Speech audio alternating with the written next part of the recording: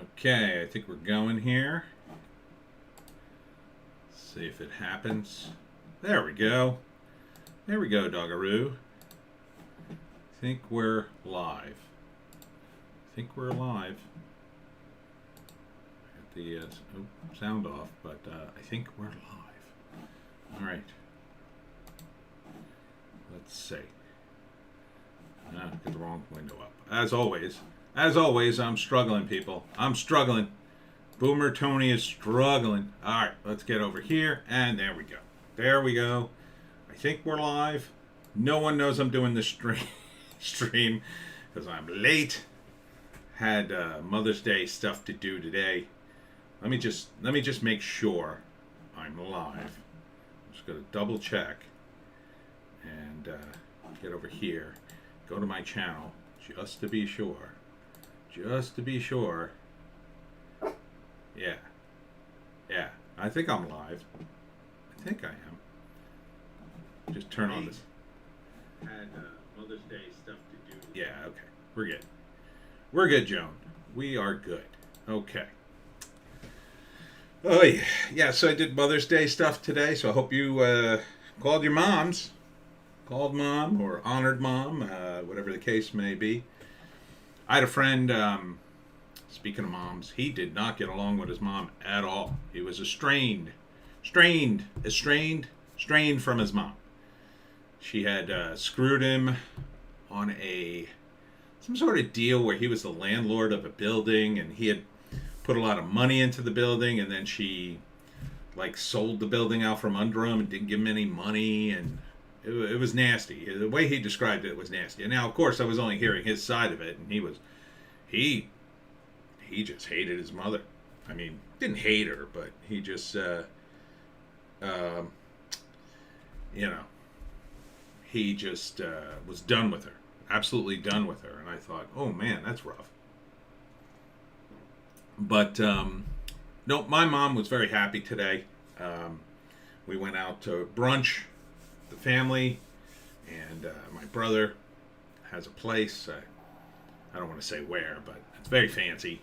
So he took everybody, and I went along. And let me tell you something, I ate a lot of food. Oh, it's fantastic. If anybody gets in this stream, give a shout out so I know you're there. Anyhow, it was good, Joan. Oh my God, the food. Let me just list off the food briefly. Sushi. This is a brunch thing. I had all the breakfast food, and I just took one look at it, and who would waste their time with breakfast food in a buffet like this? So listen, sushi, I'm all about the sushi. It was decent sushi. I mean, it wasn't the top of the line sushi, but pretty good stuff. Now, obviously, you're going for the California roll. You don't know what you're doing. Get out of sushi if you're a California roll fan. You're basically eating, I don't know, what the hell is it, some kind of fake crab, imitation crab meat in a California roll. It's like eating California roll is like going to the Olive Garden for Italian food. It's like you don't know what you're doing. But then they had some yellowfin and a spicy tuna thing. What else they have? They had the most amazing avocado toast. That was delicious. Delicious.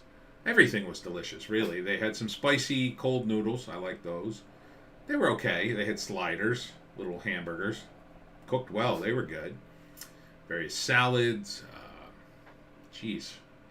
Prime rib. Fantastic. They had a sea bass. Was cooked great. I never had sea bass cooked this well. It was fantastic. I don't know what it was. It wasn't too dry. It was nice and moist. It had a lot of flavor to it. Then I went too far. I went to the dessert bar. It was just so much food. And they had ice cream and cakes and cookies. And just so stuffed. I am so stuffed, Doggy. Doggy's a little cranky because she is not. But I got a surprise for you later, Doggy. I got a surprise for Doggy later. That's a little hot dog. Yeah, I got half a hot dog I saved for you for dinner. I'm going to cut it up. Doggy will have yummy hot dog. Oh, she loves the hot dogs. It's a chicken hot dog, but she doesn't know the difference. She don't know. It's just yummy meat. Yummy meat. And then I came home to take out a tree with my neighbors, which was long overdue. Here in this part of the world, we have, and I think they're all over the country now, lantern flies. So they're desperate to stop the lanternfly menace. In Pennsylvania, I'm told that they are fining people who don't take out the trees that attract them, or treat the trees with some sort of what I assume is deadly chemical. I don't like to put chemicals on my lawn because my dog is small and is often on the lawn, right, doggy? You don't want cancerous chemicals. I don't think you should use Roundup and that kind of stuff. It's not good. If you have a little dog or a little cat or anything, I don't think that's good for your pets. They lick grass. They don't know. So don't put any chemicals, I say. I mean, it's only grass. Yeah, I got dandelions that beat the band, but I don't care. I just run them over with a lawnmower, and at some point in the year it gets too hot for them. They don't grow anymore. So, oh, I got to put up with dandelions for a month. Oh no, horror of horrors. I mean, better than your dog getting cancer, I say. Better that your dog live another year, I say. Right, doggy? Right? With your tongue hanging out? Yeah. I mean, doggy's already losing her teeth. Oh, she's lost so many teeth. I tried brushing, but if you've ever brushed a dog's teeth, you know how that goes. It's like, what are you doing? No matter how many times you do it, she's like, she don't understand. She's a dog. Anyhow, let's do some Hollywoke hot take. I'm not going to be on too long because I got some videos to do and it's late in the day, and so it's just going to be a short live stream. I think might just make an hour, depending on who pops in. Investigator Greg Phillips, Fox's lawyers are keeping 2,000 mules off the channel. I mean, look, I'll say this in their favor. D'Souza did get arrested, I think, for something. I forget what it was. He has a bit of a credibility problem, in my view. Now, I like him. I think he points out some good stuff, but I can kind of see why, because they're promoting his name. On that, though, I mean, I think, obviously, there's a lot of evidence, I think, in the 2020 election that needs to be investigated. The problem is, of course, they don't want to investigate it at all, and it's just making the whole thing worse. If they had just investigated this to begin with, we probably wouldn't have had this problem, and probably be Trump term 2. But because they did, I think the people protecting the 2020 election know that there were lots of problems. So you're going to have a lot of fortification. The Democrats, their democratic machine in these big cities is coming to an end. It's coming to an end. Because when the Republicans get in this time, they're not stupid, right? This is an opportunity for them to not only fortify the elections in the proper way, I'll say. I probably shouldn't be talking about this. Oh, right, this is YouTube. I forgot we can't talk about the 2020 election. I'll say this. The 2020 election was one of the most well-run elections ever. It was the safest election. There was absolutely nothing wrong with it, and I'm just reading what's on this article. And it's absolute conspiracy theory. Honk, honk. Okay. So I think what the Democrats have to worry about is not only the fortification in regular sort of general elections federally, but that the Republicans will finally wake up and go after big cities where the Democrats have been ensconced for decades, and finally go after, just, they don't have to make new rules. They just have to enforce the rules that are already in existence. That's it. This has been going on so long, and it's been so egregious. You're going to see a wave of Republican mayors in some of these big cities in the future. I would say after 2024, you're going to see Republicans, and on top of the fact that I think Democrats have ruined their brand, they're ruining it. So this documentary, which obviously is fiction, YouTube honk honk. I can understand why they're a little antsy about putting anything on. Plus, I guess they got to worry about YouTube as well. So moving on, Saturday Night Live. Benedict Cumberbatch was the host, and they sketch riffs on Roe v. Wade, Depp versus Heard. And I don't think you need to know much about Saturday Night Live if you just look at this picture. This ridiculous picture of the cast and Benedict Cumberbatch doing the... Which, I'm guilty of doing back in the day, certainly, but now it's kind of cringe. Especially with Saturday Night Live, where it is. And I watched a sketch that, again, they're promoting like it was news. Where the hell is it? Oh, it was this one. Benedict Cumberbatch drops his drawers in Kohler toilet spoof, which I didn't know Kohler was did a commercial about their toilets like this. I guess this is it was kind of funny, but it's like they're not trying that hard, I've been in rooms where comedy writers like write stuff, and you can kind of tell what's really, really funny and what's just kind of amusing.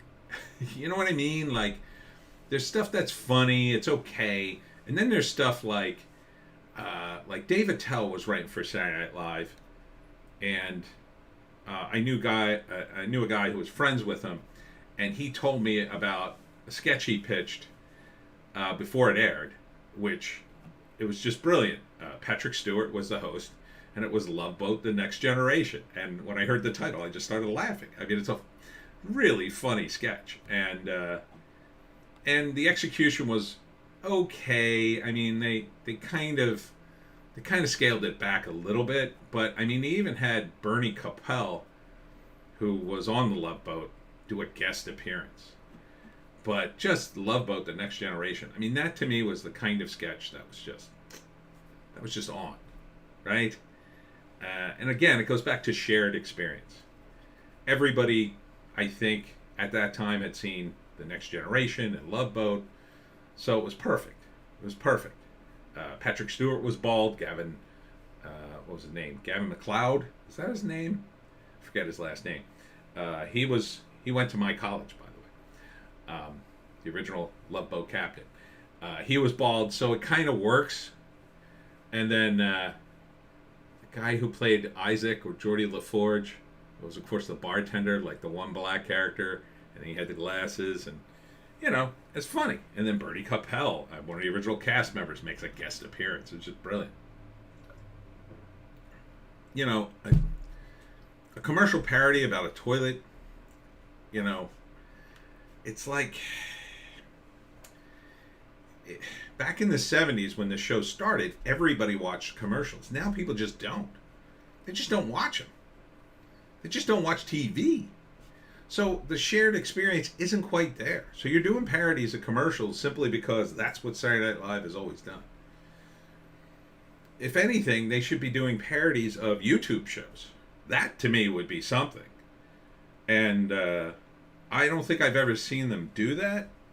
But then again, I don't watch the show. Maybe they do. But I'd be doing parodies all day long of YouTubers.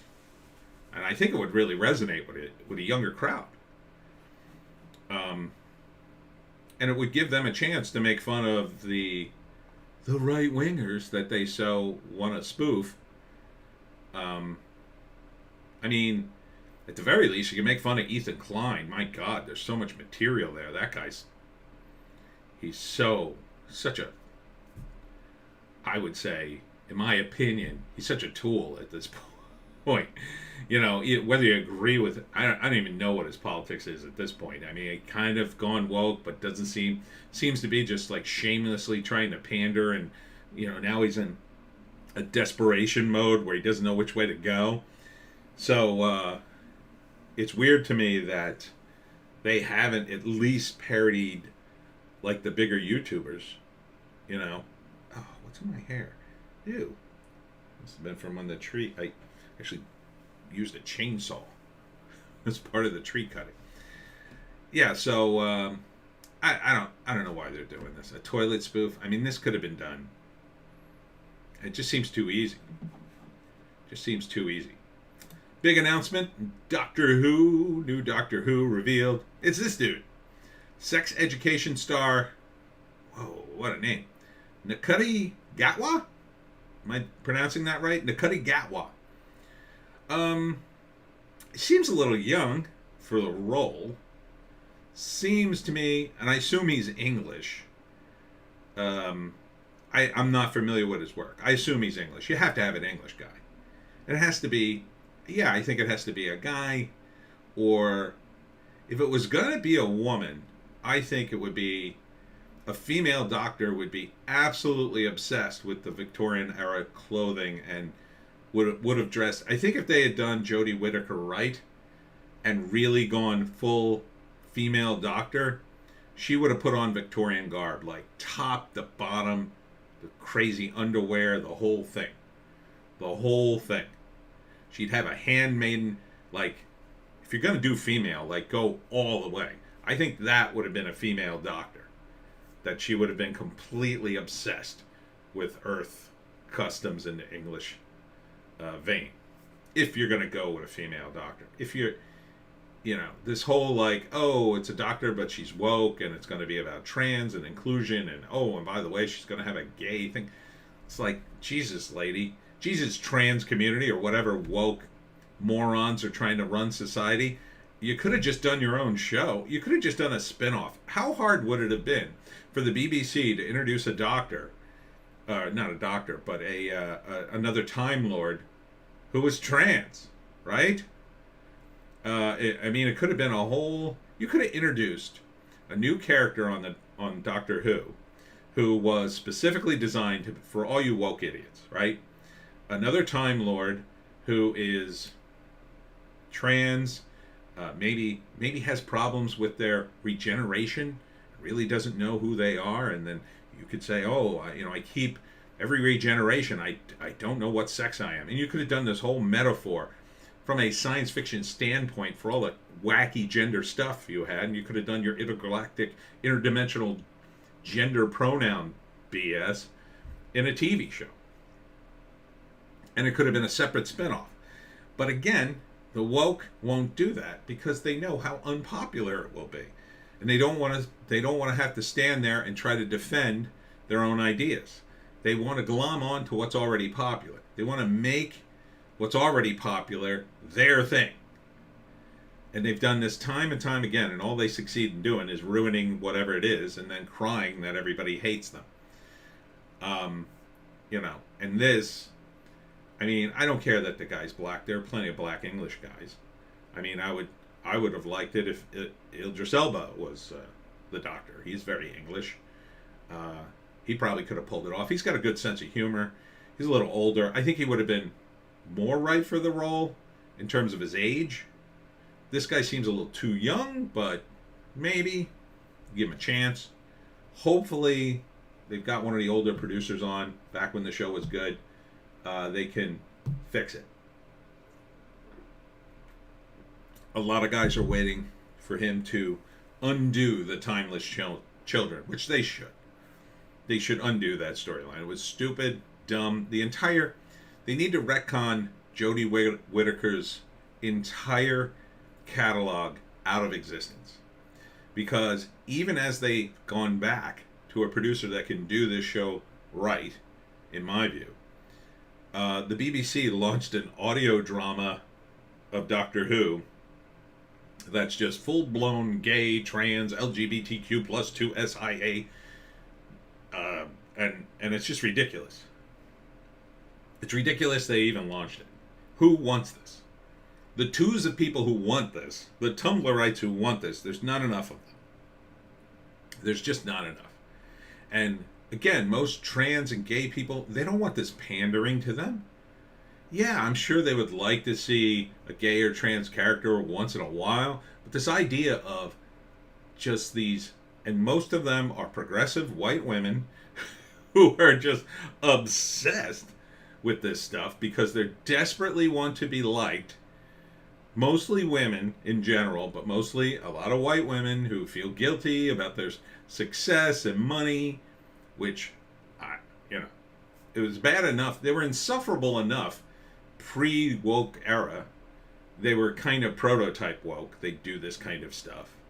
You know, back in the 80s, when you had these rich women who just had, you know, they had good husbands and a nice life, and they'd feel guilty, so they'd do charity work to fulfill their lives because their children were growing up and they had too much money and too much time and they never knew what to do, so they'd have affairs and they'd do charity work, and they're just like people who can't accept that they have it good and just be grateful they have it good. I don't know what's wrong with them.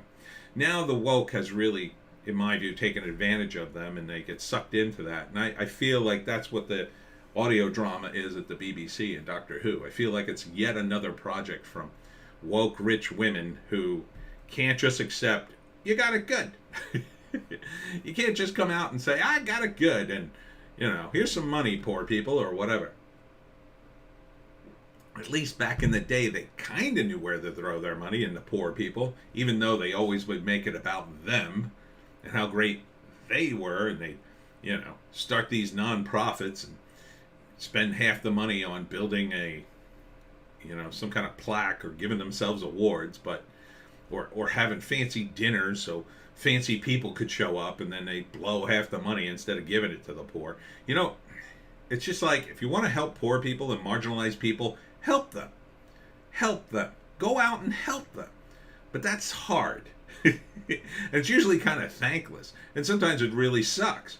Because you can try to help somebody who's marginalized or a drug addict or homeless, and sometimes they're a-holes. They don't appreciate it, and they end up going back on the drugs or on the street anyway, and you've done all that work for nothing. It sucks. But that's what real people who help, you know, struggling people do, whether they get thanked or not. And that's, you know,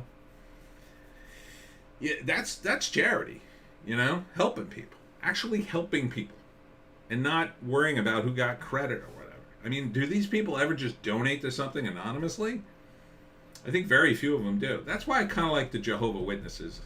I like their whole concept of doing good works, but you're not supposed to take any credit. I like that. I think that's a good thing, you know? I think it was good, you know, after Prince passed on, everybody found out all the great amounts of money he gave to various organizations, and you were like, wow. And kind of, it was a great way to go out. I mean, it was a shame he died, of course, but, you know, when you hear about all the great works he did, post, you know, after he dies, it's like, whoa, this guy was doing all this great work. And you think to yourself, I should be doing that too. Like, that's really inspiring. You know, he wasn't taking any credit when he was alive. And sometimes Prince, being a media figure, got some flack for various things he did. You know, partying too hard or whatever. But anyhow, so that's what's that was quite a journey, wasn't it? That's what's going on with Doctor Who. What else I got here? Oh, John Mulaney headlines Hollywood Bowl amid heightened security. Well, no offense to John Mulaney, but who the hell's going to attack him? It's not like he's that edgy. The comedian was the first to play the venue following the Chappelle incident. Wow, I'm impressed Mulaney can fill the Hollywood Bowl, quite frankly.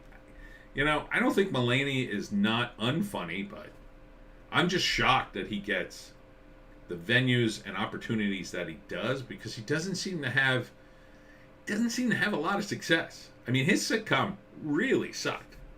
I really thought that was the end of his career after his sitcom and I watched the first one. I was like, whoa, this is awful. But he was funny on the Kroll Show. I thought he was really funny on that. And his stand-up's okay. I think Dave Chappelle's is at a different level, but I thought his was fine. So I don't really think there was a tremendous amount of danger of anybody going after John Mulaney. I think we all know why they went after Dave Chappelle. He's become a lightning rod for various issues. How Doctor Strange 2 intriguingly moves the multiverse narrative forward, and why that's important. Here's what you should think, everybody. For all the mind-bending trips through alternate dimensions and cameos that point to grander ambitions in the MCU, this chapter surprisingly simple and focused a story that forces the characters to examine the cost of their happiness and when such a crucial emotion can be tapped. I don't know. I mean, I've heard a lot of mixed things about this, mostly bad. A friend of mine just, it was earlier, he emailed me and said, what a piece of garbage this movie was. I'm not going to pay for it. I mean, I used to love this stuff. What really pissed me off is that they added American Chavez. I don't think she belongs in the movie. The character hasn't earned their dues, hasn't paid their dues long enough in the MCU to be in anything.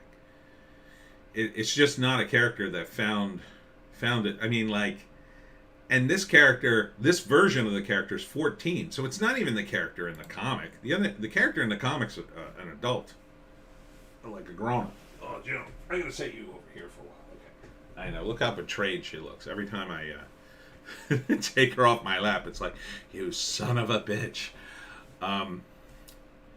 Yeah. So I don't know why they had to ruin this movie, and quite frankly, I think, again, it was shaky premise to begin with. A very shaky premise that Doctor Strange just opens up the multiverse and screws everything up. I mean, it seemed awfully easy to do in the Spider-Man movie. That was my one nitpick with it. I think it should have been something else. I think it should have been it could have been a situation in which Peter is having his problems and Doctor Strange is having his own problems, right? And this was something very common in the Marvel U back in the day. You'd have characters, they were simultaneously having different things going on. Like Peter has always had him in drama because Spider-Man a lot of it was his personal drama. And then you cut to Doctor Strange and he's just doing what he always does, saving the Earth from supernatural forces that we can't comprehend. So it could have been a very easy setup that you set up Spider-Man and his situation, and then you cut to Doctor Strange, and he's got his own situation, completely apart from Peter. He is protecting the Earth from supernatural forces that are trying to destroy it, right? And you could, instead of this sort of contrived notion that Peter comes for a magic wish that's going to do it or something.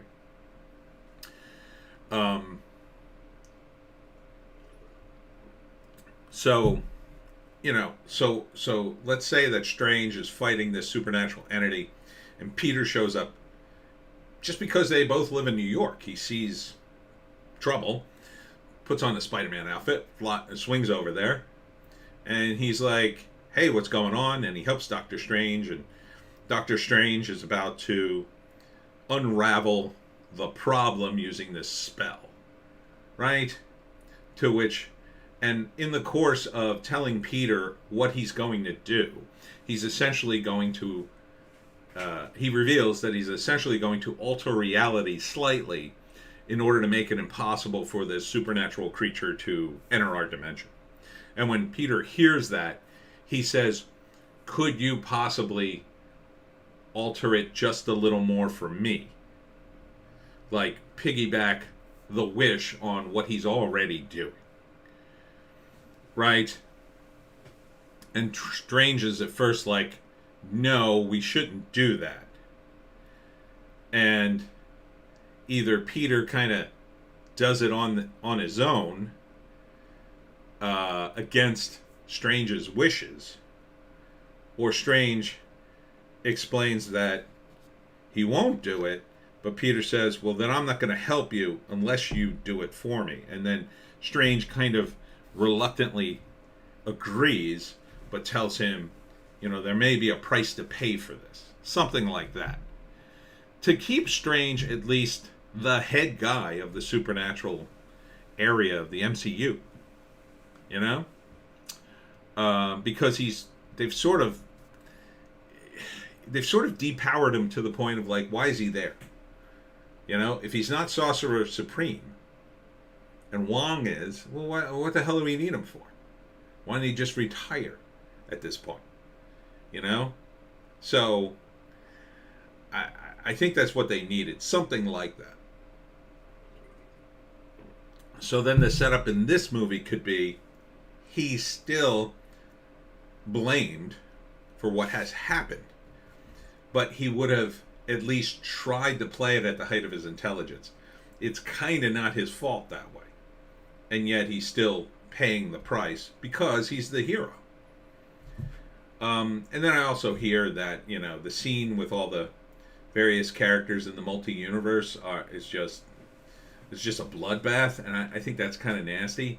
They also do, I guess, zombie universe, Marvel universe, which has always been dumb in my view. I think it's always been dumb. I mean, it would have been fun for one thing, I guess. I guess for one scene it's fun, but it's just too much. It's just too much. And then to add American Chavez, and even Wanda, really, I don't think you needed either one of them. Not as, like, main characters. And the bad guy in this, yeah, I get it, but then I don't get it. Because of the way it sort of plays out at the end. I think there were plenty of bad guys in Doctor Strange you could have pulled out. Hell, you could have pulled out Dracula. That would have been a good one. That would have been a great one. Because I believe Dracula was one of his foes. And people know who Dracula is, so... yeah, put in Dracula. I mean, you don't really have to introduce Dracula. And he could have come out of nowhere and you'd be like, whoa, it's Dracula, man. People would have been like, yeah, all right, Dracula. You know, Dracula with, like, magic powers at this point. He's been around so long, he knows what the deal is, and, I don't know, gets out of hell or something. So I don't know. Doctor Strange 2. It's just not a movie I need to see. You know, I'll wait. And plus I've read all about it. I mean, there's been article after article giving away all the scenes. Which, oh, hey, JEC. Finally somebody's in here. JEC, if you got any questions or thoughts, I don't got much to go on this live stream. I'm just super late. Just talking about Doctor Strange. I didn't see it. I don't want to see it. I've read too much about it. I know like every scene in the movie at this point. And I really can't stand American Chavez. I just can't stand the character. I think it was dumb to put her in. Totally unnecessary. Wanda, I think they've kind of ruined too. Wanda without her brother, I think, is a problem. They never should have killed the brother. No. Maximilian was a cool character, and they've kind of effed that up. You know, because of what they did in X-Men, and it's like, they should have just put him in the way he was. They should have kept him. You know, you could have one actor who played him in the X-Men when he was young, and then another actor who plays him in the Avengers when he's older. And you could kind of, excuse me, make him a pseudo-villain. JEC says, I kind of lost interest in Marvel stuff after Infinity War. Haven't even seen Endgame. Endgame was pretty good. Endgame was good. It was good because it wraps up everything. I mean, there are definitely some lost opportunities in one sickeningly woke scene, but beyond that, I mean, it wraps up Iron Man, Captain America pretty well. You know, it was okay. It's the one movie that kind of almost justifies Captain Marvel's existence, really. You know, and it wasn't bad. It wasn't bad. It wasn't great. It wasn't the best one. I think the best one still is Civil War. I mean, I think they really did a good job with that. There was a lot there, a lot of material. But there were some great scenes. Thor's good in it. Black Panther's okay in it. You know, it just... it fixes a bunch of things. It also screws up a bunch of things. The problem with Endgame 2 is the resolution to the snap is just bizarre. It's beyond bizarre. It's like they bring everybody back, but it's like years later and people have moved on, and so they have all these problems, and then they have to keep addressing the snap post snap. You know, people got divorced, people lost families and jobs, and they kind of grieved and moved on, and then they came back, and then it like screws everything up. They even address it in Spider-Man, which is good. They kind of have to, but at the same time, you're like, meh. Did we really need all this? You'd figure, like, with the snap, he could put everything back to the way it was. Literally. You know, if... Spoilers, if I'll say the person who uses the Infinity Gauntlet to put everything back to the way it was, why couldn't they go the extra mile and really put it back to the way it was? I don't know. So, and if you can snap your fingers and kill Thanos in an earlier time period before he met the Avengers, then doesn't that undo everything he did anyway? I don't know. Seems weird. But that all being said, it was an okay movie. I mean, I thought it was fun. It had some fun scenes in it. Had some good fight scenes. Had some good time travel stuff. You know, they did some callbacks. Most of it was with Captain America. Most of the good scenes are Captain America and Iron Man. Yeah, they have all the great scenes. Thor has one good scene. Rocket Raccoon has a good scene. So I think it's the closest you're gonna get to Secret War. I think that's the closest you're gonna get to a good Marvel crossover. I don't think you're gonna get anything better than Endgame. It's just, you know, they're doing the MCU, and it's like they're just setting everybody up. They're setting all the males up to be out of the movie. I mean, Doctor Strange 2 is doing well. It did 90 million, I guess, this weekend so far. They're touting it as doing well. I'm waiting to see Breitbart's take on it. But, you know, they're touting it as the best movie, the highest grossing movie of 2022, which I guess technically would be true because Spider-Man was 2021, right? So, I don't know. But they're already setting up Moon Knight to be second banana, it seems. They've thrown in Ms. Marvel, and it's going to be The Marvels.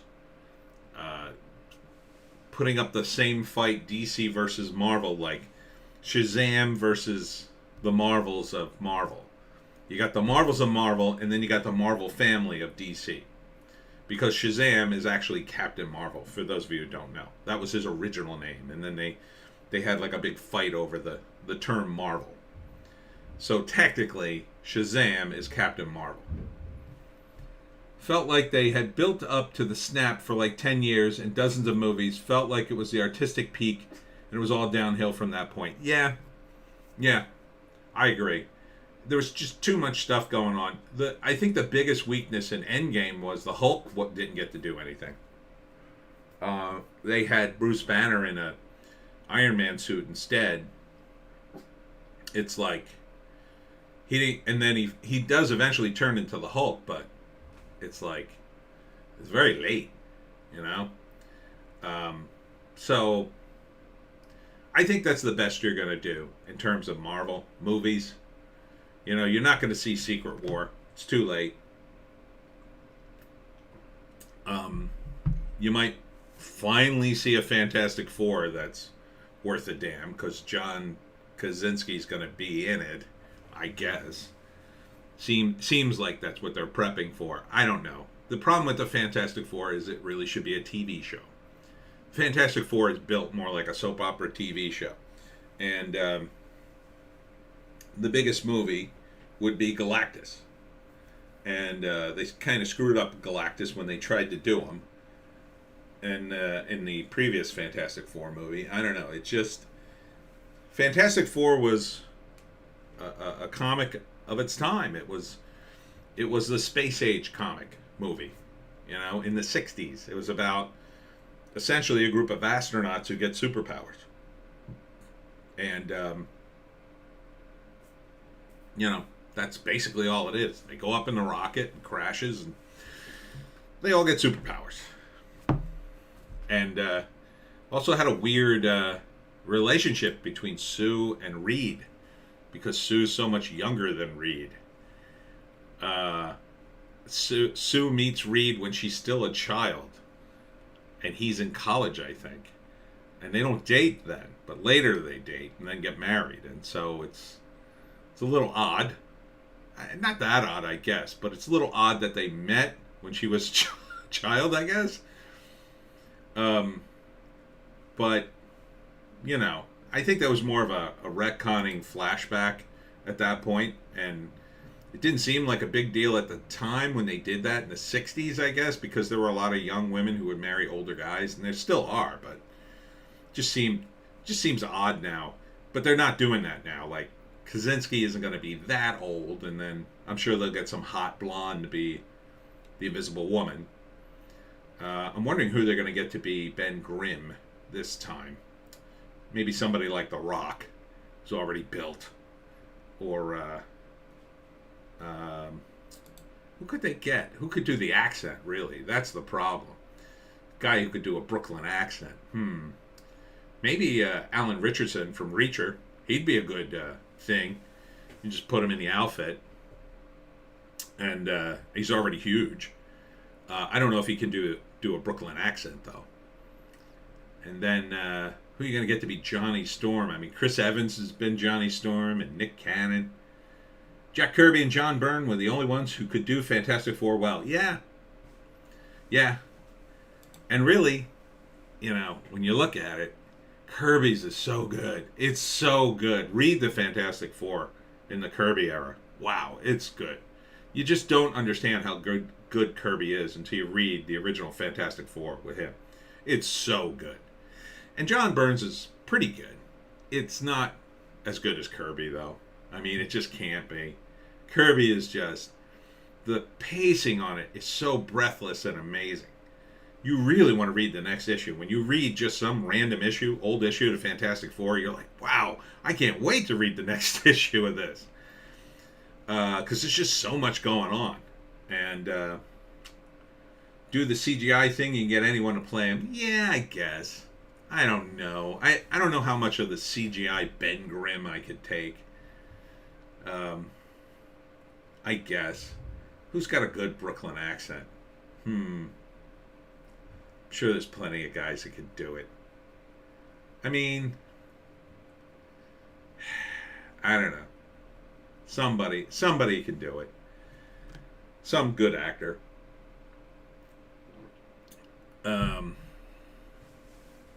Yeah. But for a movie, I don't know. I don't know if the Fantastic Four. Really, the only thing is Galactus and the Silver Surfer. But that only worked because there was like a huge buildup.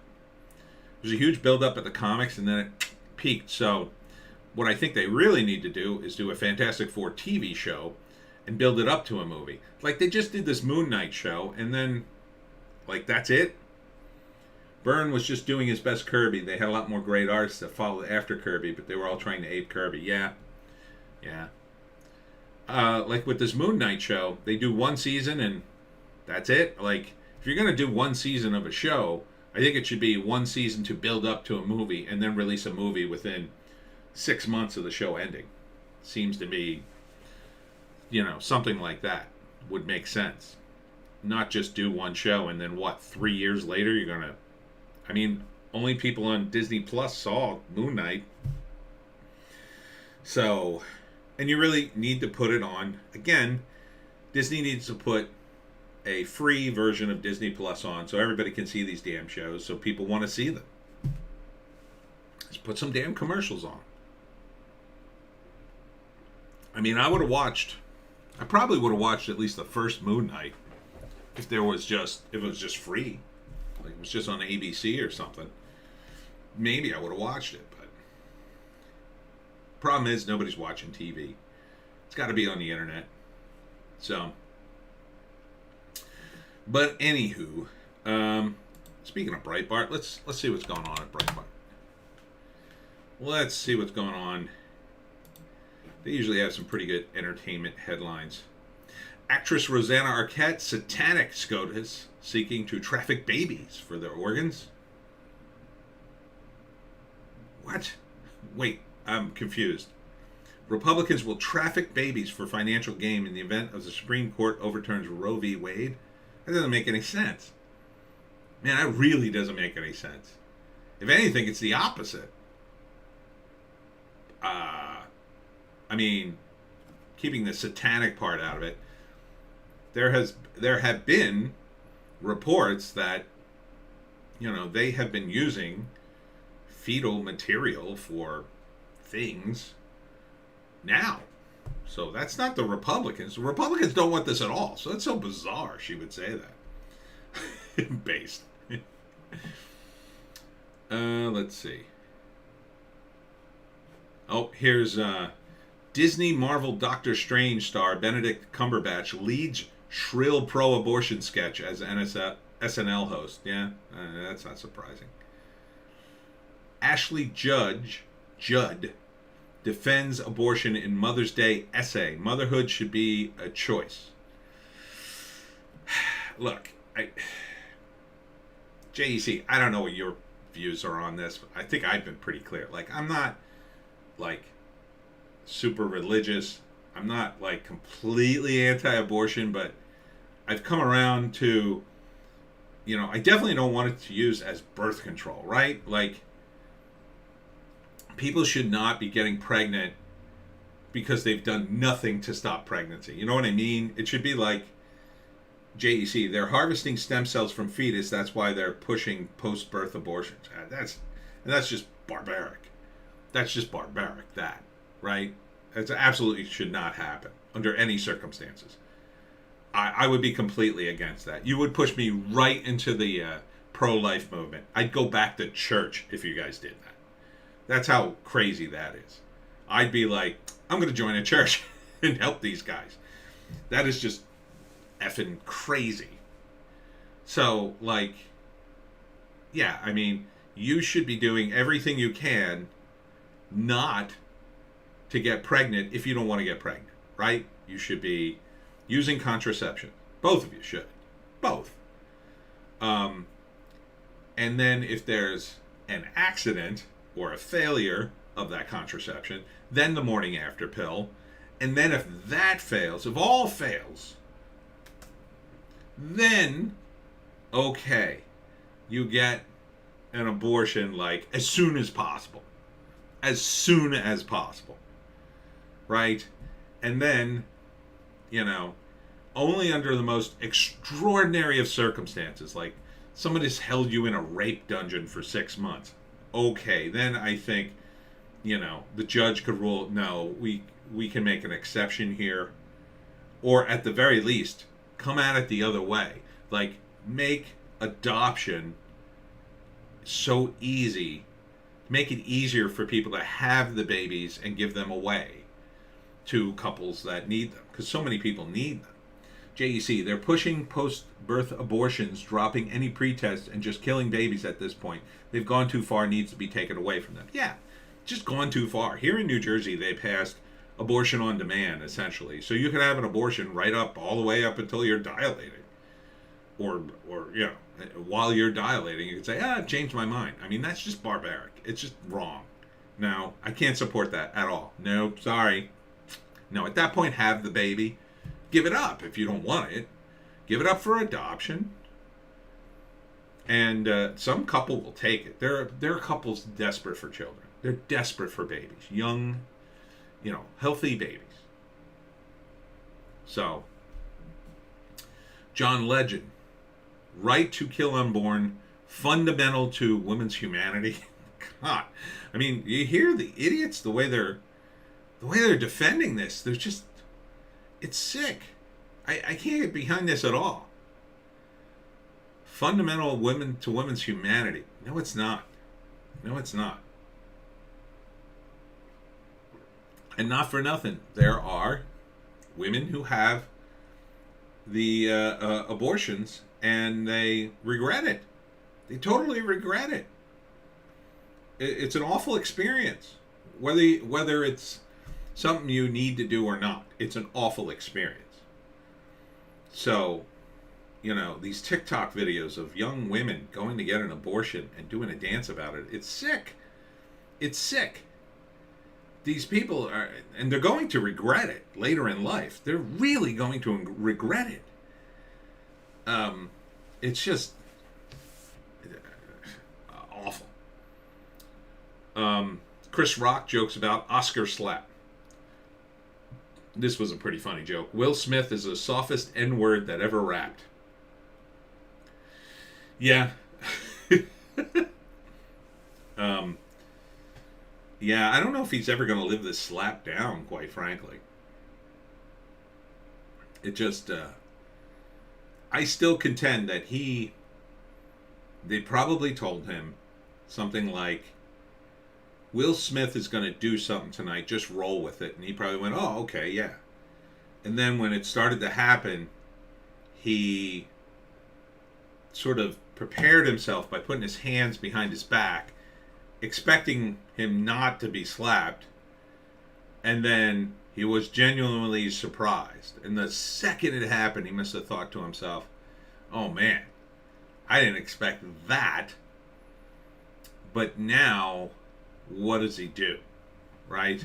If he has JEC, I still say it was fake. Yeah. I think it was partially fake. I think he expected something to happen. I just don't think he expected that. And now he's stuck. Because he can't come out and say, you know, he expected it. Or he can't come out and say, you know, he slapped me and I'm going to press charges. Like, because then they'll just turn around and say, well, we told you something was going to happen. And you agreed to it. And that would make him look bad. So I think he's stuck. That's the way, again, this is all my speculation. And then, you know, now he's just like, let me see if I can recover. But like somewhere down the road, somebody's going to write a book. It's either going to be him or somebody, one of the producers. Somebody will write a book about this, and it'll be like, oh yeah, it was all fake. It was all fake. It was all set up, and here's what happened. And, you know, and it's possible Chris Rock coordinated the whole thing with Will Smith to help his career, to help him. Maybe they thought it would make him look like a man, you know. But I gotta say, it didn't do Chris Rock any favors. It was kind of weird that Chris Rock just sort of took a slap. It all felt weird, the whole thing. And it did feel like Will Smith was actually a tough guy, right? Like he did it, but like it still felt like he was a crybaby, you know, to me. And then this whole thing with Dave Chappelle is just really bad that they're not prosecuting this guy to the fullest extent of the law. The guy who attacked Dave Chappelle should be charged with a felony, I think. I mean, if you get to bring a gun knife into the Hollywood Bowl and you don't go to prison at least for a couple of years, that is a really bad signal. That is really bad. And the weird thing is, apparently the security people are, I read that they're attached with the same people who did the Astroworld fiasco. JEC, I was wrestling fan for years, looked like a worked punch, fit into the narrative they've been trying to push with Will Smith, but it backfired and everyone called him a cuck. Yeah. Yep. Yeah, it's the way Chris puts his hands behind his back before the hit. Their body language seems all wrong for something that spontaneous. It seems to me that Chris Rock would have backed up or put his hands up if he didn't know what was really going to happen. If he wasn't expecting it, I think he would have went, "Hey, what are you doing? Buddy," he would have had his hands out like this. But instead, he had his hands behind his back. And that to me indicates really he was expecting a slap or a punch or whatever. So, I don't know. And then this other headline, Fred Savage, fired from the Wonder Years reboot after inappropriate conduct investigation. I don't know what to think about this, because it's like, he has a bit of a history, but they said, according to what I read, this was verbal. So, I guess he got into an argument with somebody and said some things, but I don't know what he could have said that somebody would go to HR and fire him over it. Unless it was racist. But I think if it was racist, they would have immediately announced that. It would have been like, "Oh man, he said some racist stuff. He's a gone." So they're just saying inappropriate. And I'm like, that could mean a lot of things. Because the bar is so low now. Now I feel every time something like this comes out, I feel like I used to think, "Oh God, this guy, he's no good." But now I think totally the opposite. Every time this happens, I'm like, okay, it's another overreaction by somebody in the cast. Like Bill Murray. I think Bill Murray, I'm going to say it again, I'm on Team Bill Murray. Bill Murray probably did nothing wrong. I don't know what he did. I don't have any inside information. But in my opinion, I trust Bill Murray. He's never been accused of anything crazy. I think it's just his female co-host or co-star got a little oversensitive and whatever he did and took it the wrong way. And now it's a big thing, big to-do over nothing. Costing people millions of dollars. For what? I don't know. I think what they're going to eventually do is they're going to say to everyone in the cast, "Hey, listen, we're doing a comedy. It's going to be very politically incorrect. There may be trigger words, and you have to be okay with that. You have to be okay with a certain level of behavior on the set. And if you're not, say it now and get the F out." I think that's what they're going to eventually do. And then if an incident like this happens, they'll point to the contract and say, no. Unless they did something physical to you, unless they broke the law, unless you want to go to the cops right now and press charges for something, suck it up and go back to the set. JEC says, there are ways of slapping people. Making a loud noise looks real but doesn't really hurt. Will would know how to throw a fake slap from being an action star for years. Yeah. And a punch. Yeah. Yeah, and it was a perfect slap too, right? Perfect slap. They caught a perfect picture of it. He didn't hit him on the ear, apparently. Chris recovered immediately. A little too perfect, in my view. But I think all these snowflakes, the studios eventually will you're just going to have to sign a contract saying, "Hey, you're not going to sue us for anything now. Short of you being assaulted, sexually or otherwise, suck it up, Buttercup." And that's the way it'll be on the set. If you don't like it, don't be part of the cast anymore. And then you look at, the wokest of cast, Batwoman. And Ruby Rose comes out with statement after statement saying the conditions on that set were horrendous. She had been hurt a bunch of times. Apparently, she blamed, the stunt people. I'm not sure who's to blame here. Now, maybe Ruby Rose is out of control and partying all night and too busy to learn her lines or do the stunts correctly. I don't know. She seemed, for all the terribleness in Batwoman, and it was such a terrible show, even when she was on it, her moves seemed okay. Like, she seemed to be able to, she seemed like she could be, she was on her way to being a cool female action star if she hadn't been so woke and insufferable about it. So, and that's like the wokest of the woke Batwoman. And they had problems there. So you have a lead actress saying, hey, there's problems here and nobody's getting fired. She has to leave the show. I think partly she just wanted to leave the show, but she's looking to leave the show because she ain't liking what's going on, So,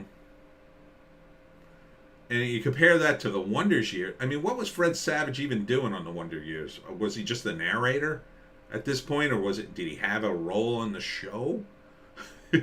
Was he like the local, I don't know.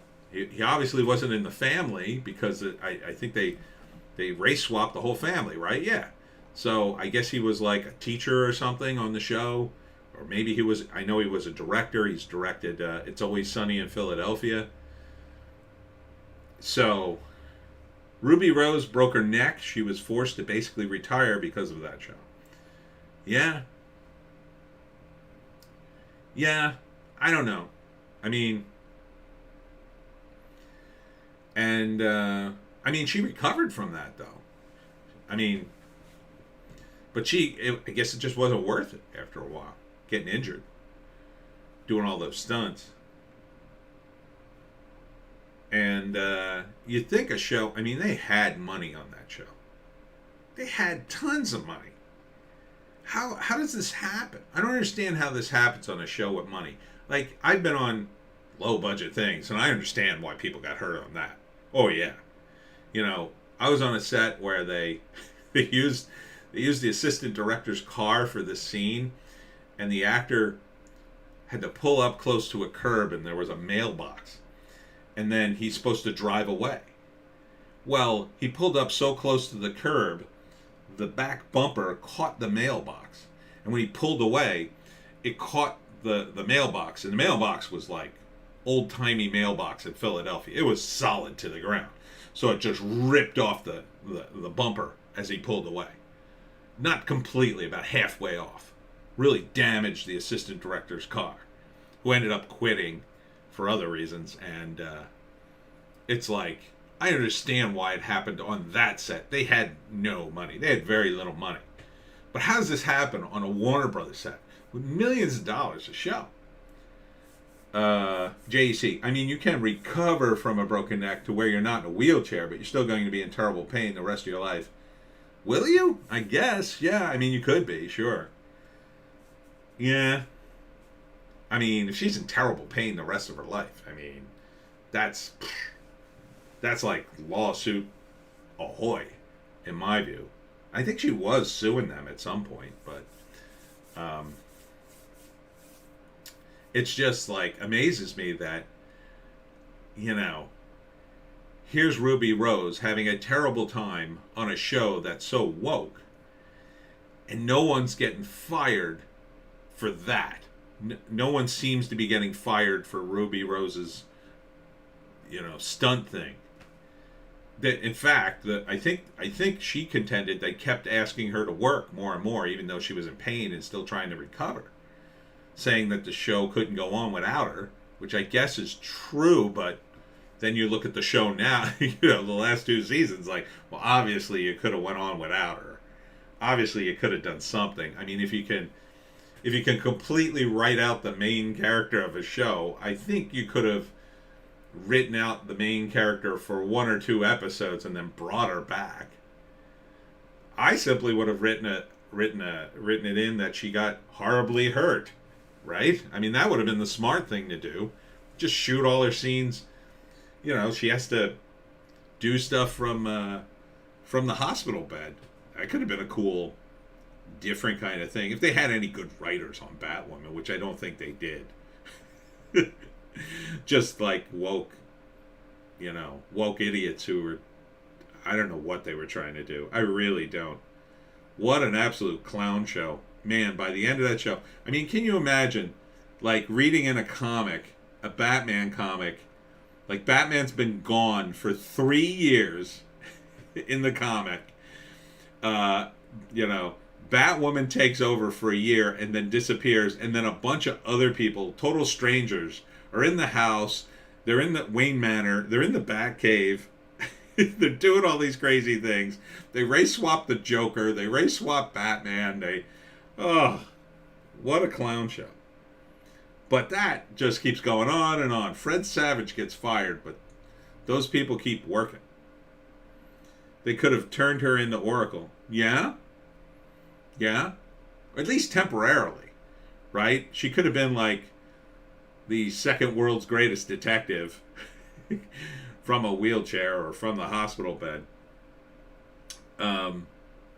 But I don't know. Nobody, I wouldn't count on the Batwoman writers to be able to turn. I mean, that show, it was brutally bad. It's brutally bad, in my view. I mean, Red Alice, brutal. Just a brutally dumb character. And, you know, it's so weird, too. They cast people, and certain actors are more available than others, and they're willing to stick with shows like this. So they get more screen time, right? But it doesn't make any sense in terms of the narrative. And I know that firsthand, too. I was working on a movie where the guy who played the villain was the biggest star, and they kept giving him more screen time and more stuff to do, and like it didn't go with his character. It just really didn't. And the way it was written, and it threw off the entire paradigm of the screenplay, in my view. But this is what happens. This is why it's so, you know, writing screenplays and TV stuff, it's just so hard to do, because then the pragmatic thing of building the project, of actually shooting the TV show and the movie, then starts to encroach on the story. And if you don't have people who have, and this includes the crew and the people who build the show, if they can't read the script and go, wow, this is a good script, this is what happens, we have to do this. Like, if it's up to everybody and they're throwing in their 2 cents trying to improve it, it's a mess. You know? And some people have this idea like, well, you know, use everybody's idea and that way it'll be better. No, it won't. When you're talking about movies and TV shows, there has to be a vision. There has to be a, you know, you can't get 50 people together to make a TV show and just throw in your own ideas. It never works.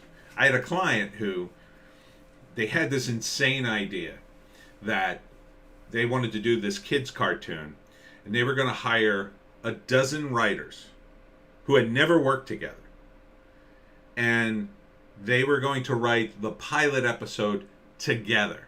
And the idea would be, just by working on the phone, we would just pitch ideas to each other until we came up with a perfect pilot. And that couldn't possibly work. Somebody would have to be in charge to go, yes on this idea, no on that idea. It just couldn't work. You'd have 12 different writers going 12 different directions and fighting over each minute of the pilot trying to get their ideas in. That's what you end up with. And then you end up with a big mishmash of compromise in order to make everybody in the room happy. And then no one's happy. And then the final product is just A. It's just complete A. So you can't, and maybe that's what they're doing behind the scenes. Maybe it's, you know, the collective version of trying to create. That does not work. It does not work. You need a hierarchy in this. You need a director to say yay or nay. You need a producer to say yay or nay. You need a creative force, whoever it is. They need a visionary to stand in the background and go, no. Batwoman doesn't do that. Batwoman doesn't do that. Nope. Or Batwoman does this. No, do this. Don't do that, do this. That's what you need. You need someone like that. Like Stan Lee was that guy for the Marvel Universe, for the most part. For the most part. Really, it was Jack Kirby. for a lot of years, but Stan Lee, in terms of the face of Marvel, he became that guy. Jack was really the guy it should have been, but it didn't work out that way for various reasons. I don't want to get into the whole Stan Lee Kirby thing, but but at least it was just the two of them, and Stan was at least friendly with Kirby, although they had their differences. Who's that guy on Batwoman? No one's there. I don't think. They're trying to please everybody. And I think that's part of a collective mentality. I think that's part of, again, sounds really misogynist, but it's true. I think that's a very female thing. I think it's a very female thing to want everybody to get along. So the impetus is everybody will get, JEC says, Stan was the salesman, Jack was the talent. Yeah, Stan had his talents too, I think, but that was the split. But I think it's a very female thing to just want everybody to get along. And in order to please everybody, everybody gets an idea in. But that's not necessarily good for the show. In fact, it's a disaster. Because everybody gets a half-ass idea in and nobody's happy. So it's like your mom running a TV show. Okay, you and your brother can each write half the show. Right? And so the first half's my show and it's awesome, and then the second half's my brother's show, and even though he has some awesome ideas, it just doesn't jive because it's two different people, and probably two ideas fighting against each other, because I have my idea and I think it's great, and he has his idea and he thinks it's great, and it's like, oh, we're gonna prove to mom who has the better idea, and it's just so imagine that with like a dozen or so people in the room. It's a half-hour show, and you're going to split. Okay, we gotta cram at least an idea. We at least got to cram 12 of these ideas in the show. I mean, it just isn't going to work. So you need a guy to go, no, that's not the show. Or you need somebody with such a strong voice that they do the first few episodes, and then you have good writers who see that and go, oh, okay, so that's the show. Like Seinfeld was like that. Seinfeld was like a really strong show, and it had a really solid theme, which is basically hell is other people. And that was Larry David. And there were comedians and writers that he could hire that would follow that. And even if they didn't, Larry David and Jerry Seinfeld to some extent, but mostly Larry David, was there to go, yeah, now this is pretty close, but let's tweak it so it gets closer to what we want, Let's make it more classic Seinfeld. And you can see that in his show, in Curb Your Enthusiasm. It's always on point, because Larry is a comedy genius. All right. That's been an hour, and I gotta make some more videos. I'm really behind today. But thanks for tuning in, JEC. JEC, everyone. Helping me out. Any last comments before we go, JEC? I'm gonna wrap it here. Joan, we're gonna wrap it here, okay? All right, we're gonna put you down, get you a drink. Tune in later today. I'm not sure if I'm going to do a Hollywoke hot take. Maybe I'll do a Piney podcast. It's been a while since I did that. We'll do a news blast. Hopefully, YouTube didn't flag this thing for the stuff I said earlier, which I kind of forgot. Hopefully, there's some trailers I can talk about. I don't know. Like, it was weird because Monday, a bunch of trailers dropped. Like, 8 trailers dropped. And then, usually on the weekend, especially on Sunday, nothing drops. Thanks. I appreciate it. JEC says, I saw you were on late. I thought I'd jump on. I appreciate it. I just forgot. I had to do Mother's Day stuff, and then I ended up doing tree stuff, and then I finally got on here. So, thanks. I really appreciate you coming by, man. All right. So, for those of you who missed the live stream, Next week, I think I will be doing a live stream. Yes, looks like Sunday's free. Saturday, I'm doing the Mullica Hill Arts and Crafts Show in Mullica Hill, New Jersey. It's an outside show, so hopefully it won't rain. And yeah, so I keep booking signings. So thanks everybody who tuned in.